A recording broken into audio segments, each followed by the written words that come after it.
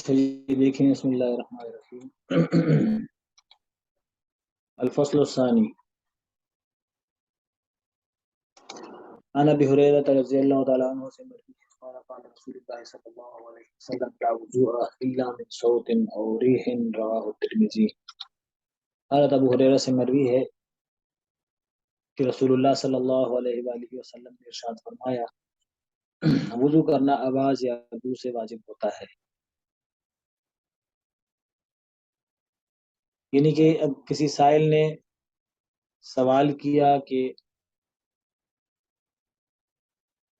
کیا وضو آواز یا بو سے واجب ہوتی ہے، تو جیسے سوال ہوا اسی کے مطابق جواب دیا کہ لا وضوء الا من صوت او ریح، کہ وضو آواز یا بو سے واجب ہوتا ہے، لیکن حصر اس کے اندر نہیں ہے، مقصود نہیں ہے، مقصود یقین ہے۔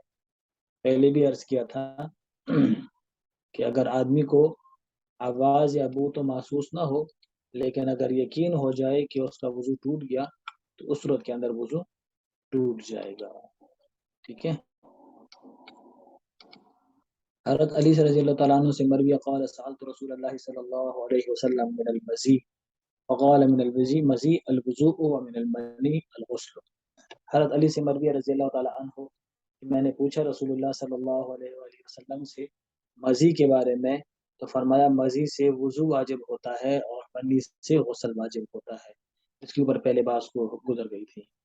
حضرت علی سے مروی ہے فرماتے ہیں کہ فرمایا رسول اللہ صلی اللہ علیہ وآلہ وسلم نے مفتاح الصلاۃ الطہور والتحریم والتکبیر والتحلیل والتسلیم، کہ اللہ کے رسول نے ارشاد فرمایا کہ وضو نماز کی کنجی ہے، مفتاح الصلاۃ الطہور، تحریم والتکبیر اس کا تحریم، نماز کی تحریم تکبیر ہے یعنی اللہ اکبر کہنا، اور اس کا تحلیل تسلیم ہے یعنی سلام کہنا۔ اس کو نقل کیا امام ابو داؤد، امام ترمذی اور دارمی رحمہ اللہ۔ تو تحریم و تکبیر، نماز کا تحریمہ تکبیر ہے۔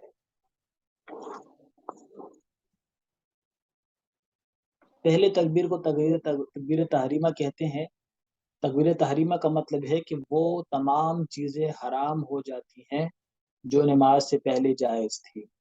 نماز سے پہلے کھانا پینا، باتیں کرنا، یہ ساری چیزیں جائز تھی، تو نماز کے بعد جب تکبیر تحریمہ کہہ دیا تو اب یہ ساری چیزیں حرام ہو گئی، اس لیے اس کو تکبیر تحریمہ کہا جاتا ہے، ٹھیک ہے۔ حرام کرنے والی تکبیر، یعنی وہ چیزیں جو نماز سے باہر تو جائز ہوں لیکن نماز کے اندر یہ حرام ہو جاتی ہے۔ اختلاف اس بات میں ہے کہ نماز کے لیے جو تکبیر تحریمہ کہا جاتا ہے اللہ اکبر، تو کیا یہ تکبیر تحریمہ اللہ اکبر کے ساتھ خاص ہے، یہ نماز کے اندر داخل ہونے کے لیے دیگر الفاظ بھی استعمال کیے جا سکتے ہیں، ٹھیک ہے۔ تو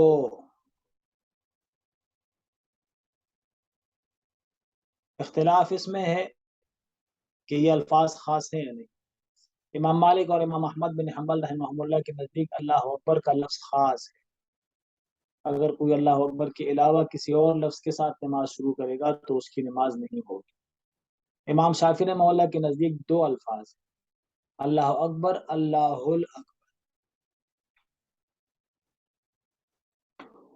ٹھیک ہے، اللہ اکبر اور اللہ اکبر، وہ فرماتے ہیں اس کے ساتھ بھی جائز ہے کہ نماز شروع کی جائے۔ امام ابو یوسف رحمہ اللہ کے نزدیک اللہ اکبر، اللہ اکبر، اللہ الکبیر، اللہ الکبیر، یہ تمام الفاظ جائز ہیں۔ امام ابو حنیفہ اور امام محمد رحمہ اللہ کے نزدیک ہر وہ لفظ جو بڑائی کو بیان کرے، اللہ تعالیٰ کی بڑائی کو بیان کرے، اس کے ساتھ نماز شروع کرنا جائز ہے، جیسے کہ اللہ اعظم، ٹھیک ہے، اللہ عظیم، یہ ساری بات۔ امام مالک رحمہ اللہ کی دلیل تو یہ ہے کہ وَرَبَّكَ فَكَبِّرْ،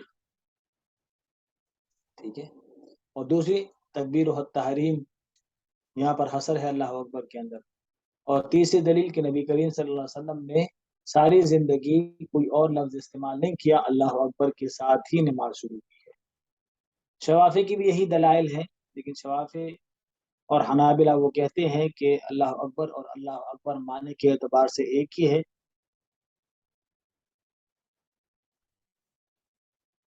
تو اس لیے اللہ اکبر کے ساتھ بھی جائز ہے۔ امام ابو یوسف رحمہ اللہ کے نزدیک وہ فرماتے ہیں کہ اللہ اکبر یہ اللہ کبیرن کے معنی میں ہے، ٹھیک ہے؟ تو جب اللہ اکبر کبیرن کے معنی میں ہو تو پھر اللہ کبیرن بھی جائز ہو، ٹھیک ہے؟ امام ابو حنیفہ یوسف رحمہ اللہ کی یہ دلیل۔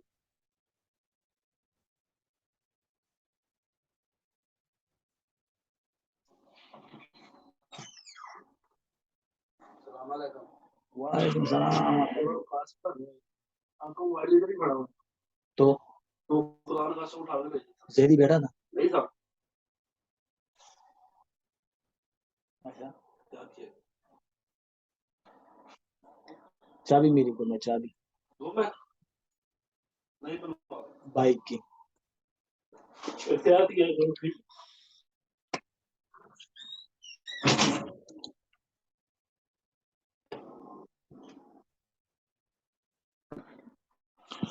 تو امام ابو یوسف رحمہ اللہ کے لیے بھی جائز ہے کہ اللہ اکبر یا اللہ اکبر، چونکہ اللہ کبیرن کے معنی میں ہوا تو کبیرن بھی جائز ہے۔ امام ابو حنیفہ رحمہ اللہ کی دلیل وذکر اسم ربہ فصلی، قرآن کے اندر ہے، ٹھیک ہے؟ رب کا نام لیا اور نماز شروع، تو اسم چونکہ اس میں اسم عام ہے تو اس لیے ہر تعظیمی نام کے ساتھ نماز شروع کرنا جائز ہو، ٹھیک ہے؟ ہر تعظیمی نام کے ساتھ نماز شروع کرنا جائز ہو جائے گا۔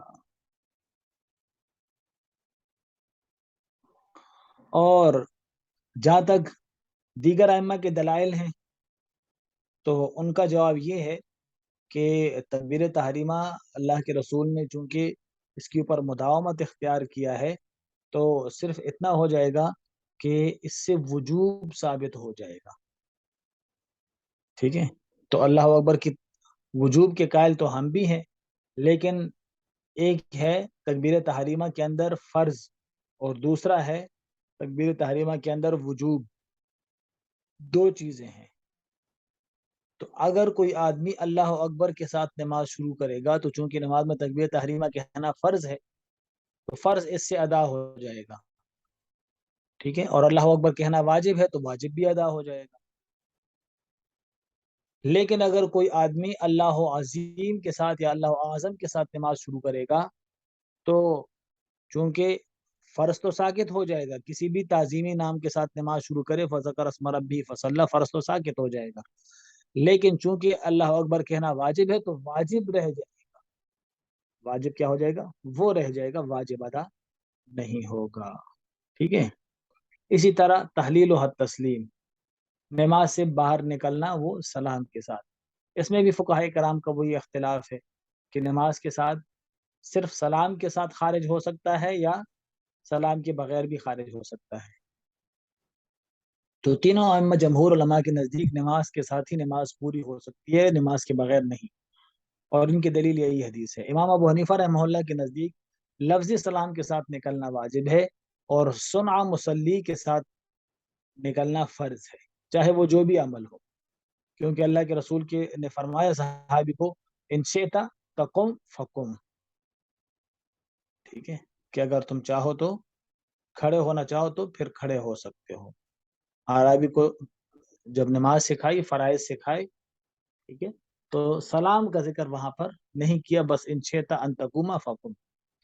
تو اس سے پتہ چلا کہ اگر کوئی آدمی نماز شروع کرے اور نماز ختم کرنے کے لیے، یہاں پر بھی امام صاحب کا وہی مسلک ہے کہ نماز ختم کرنے کے لیے سلام کا کہنا فرض نہیں ہے بلکہ خروج بسنعہ ہی فرض ہے۔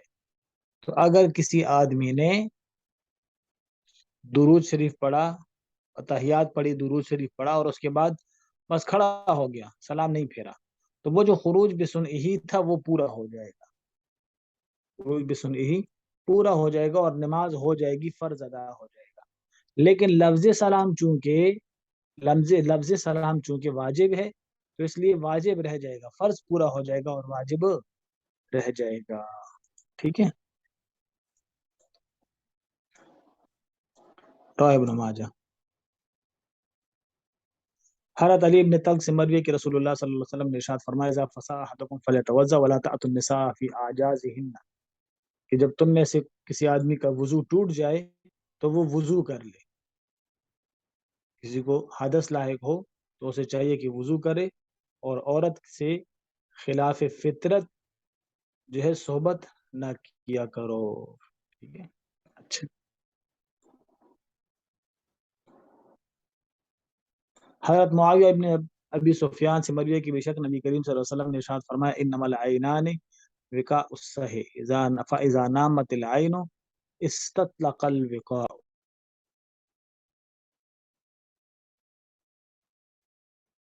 حضرت معاویہ ابن ابی سفیان سے مروی ہے کہ نبی کریم صلی اللہ علیہ وسلم نے ارشاد فرمایا آنکھیں سورین کا سر بند ہے، وقاء الصح، جب آنکھیں سو جاتی ہیں تو سر بند کھل جاتا ہے۔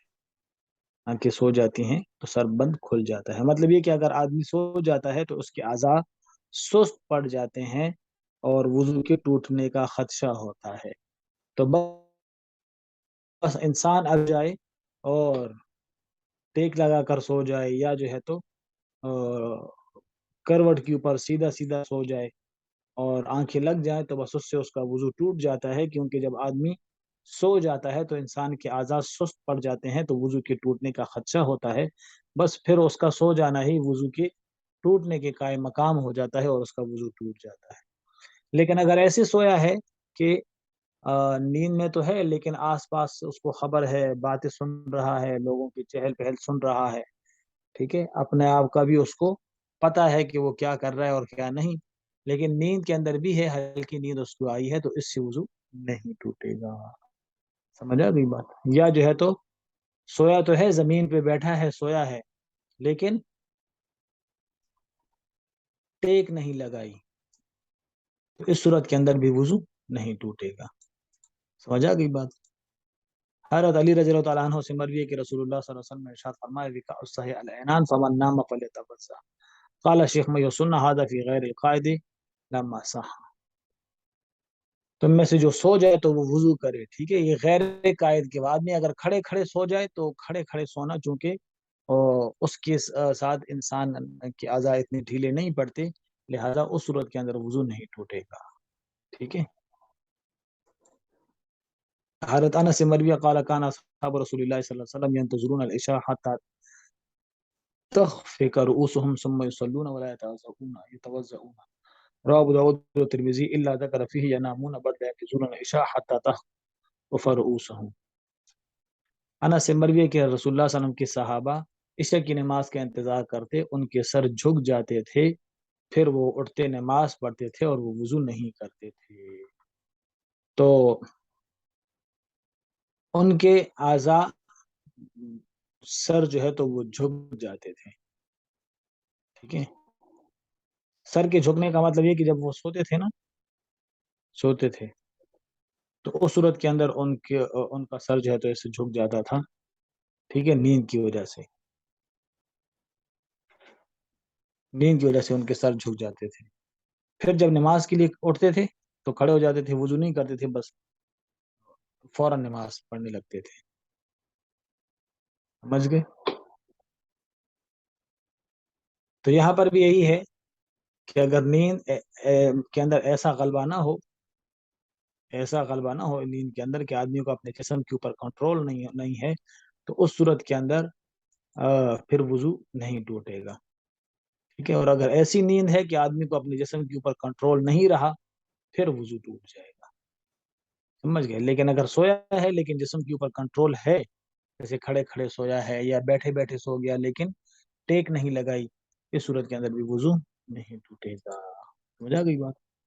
حضرت عبداللہ ابن عباس رضی اللہ عنہما سے مروی ہے کہ رسول اللہ صلی اللہ علیہ وسلم نے ارشاد فرمایا ان الوضوء على من نام مستجعا فانه اذا استجع استرخت مفاصله، کہ وضو اس شخص کے اوپر واجب ہے کہ جو ٹیک لگا کروٹ کے اوپر سو جائے، جب وہ کروٹ پر سو جائے تو اس کے مفاصل ڈھیلے ہو جاتے ہیں، سست ہو جاتے ہیں۔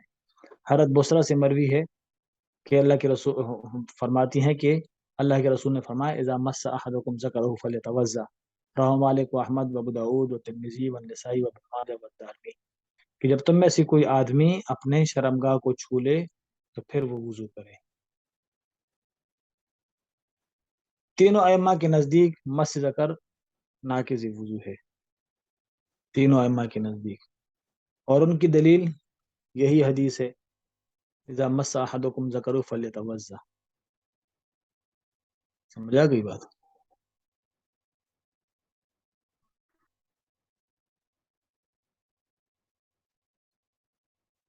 اور احناف کے نزدیک مس ذکر وہ ناقض وضو نہیں ہے، کیونکہ وہ طلق ابن علی رضی اللہ عنہ کی روایت پیش کرتے ہیں کہ حل ہوا الا بضعۃ منہ، کہ وہ بس جسم کا ایک ٹکڑا ہی ہے، جسم کا ایک ٹکڑا ہی ہے۔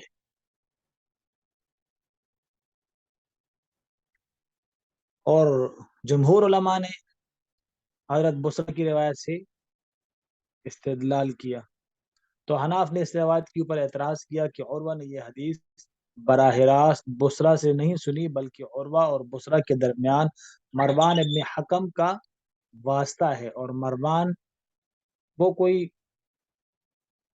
جو ہے تو ایسا واسطہ نہیں ہے، مطلب یہ کہ ایسا راوی نہیں ہے کہ جس کے بارے میں پوری بات معلوم ہو، مستور الحال ہے بس وہ، ٹھیک ہے، وہ کیا ہے؟ مستور الحال۔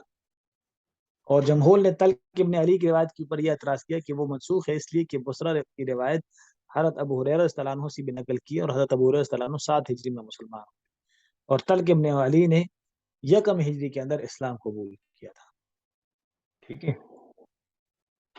لیکن صحیح بات یہ ہے کہ صرف اس وجہ سے کسی حدیث کو منسوخ نہیں کہا جا سکتا کہ اس حدیث کا راوی متقدم میں اسلام ہے اور اس حدیث کا راوی جو ہے تو متاخر اسلام ہے، اس وجہ سے کسی حدیث کو منسوخ نہیں کہا جا سکتا، ٹھیک ہے۔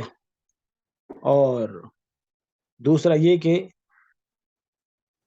جو طلق ابن علی رضی اللہ عنہ کی روایت ہیں، اس کے علاوہ اور بھی کئی صحابہ سے روایات مروی ہیں۔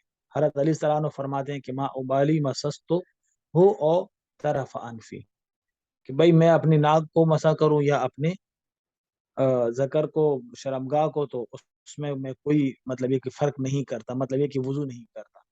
حضرت عبداللہ ابن عباس رضی اللہ عنہ نے بھی ایک سائل کے جواب میں فرمایا ان کنت تستنجیہ فقطعہ، ٹھیک ہے، کہ اگر تم اس کو اتنا نجس سمجھتے ہو تو پھر اس کو کاٹ دو۔ سمجھ آ گئی بات؟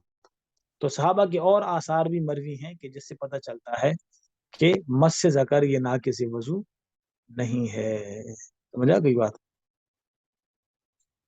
آگے حدیث کے اندر جمہور الاحناف کی روایت ہے، ان طلق ابن علی قال سئل رسول اللہ صلی اللہ علیہ وسلم ان مس ذکر، ان مس رجل ذکرہ بعد ما یتوضا، کہ طلق ابن علی نے اللہ کے رسول سے سوال کیا، کہتے ہیں کہ اللہ کے رسول سے سوال کیا مس ذکر کے بارے میں کہ جب وضو ہو تو اس کے بعد اگر ذکر کو مسح کیا جائے، تو اللہ کے رسول نے فرمایا وحال ہوا الا بضعۃ منہ، یہ ایک ٹکڑا ہی ہے۔ رواه ترمذی و ابو داود والنسائی ورواه ابن ماجہ نحوه، وقال شیخ محی السنہ هذا منسوخ لان ابا هريرة اسلم بعد قدوم الطلق۔ امام محی السنہ کی بھی چونکہ یہی ان کا بھی یہی مسلک تھا کہ مس ذکر ناقض وضو ہے، تو اس لیے ان کے نزدیک انہوں نے پھر یہ بات کی کہ بھئی یہ والی حدیث منسوخ ہے، کس سے؟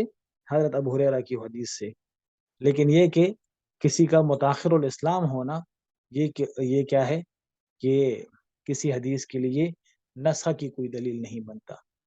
وقد روی حضرت ابو ہریرہ رضی اللہ عنہ قال قال رسول اللہ صلی اللہ علیہ وسلم، رسول اللہ صلی اللہ علیہ وسلم اذا افضى احدكم بيده الى ذكره ليس بينه وبينها شيء فليتوضا، کہ جب تم میں سے کوئی آدمی اپنے ذکر کو چھو لے اور اس کے درمیان کوئی حائل نہ ہو تو پھر وہ وضو کر لے، ٹھیک ہے۔ رواہ نسائی ان بصرہ الا انه لم يذكر ليس بينه وبينها شيء، ٹھیک ہے، چلے یہاں تک بس کر دیں، آگے تکمیل امرا کا مسئلہ ہے وہ پھر کل پڑھتے ہیں انشاءاللہ. ٹھیک ہے، السلام علیکم و رحمۃ اللہ.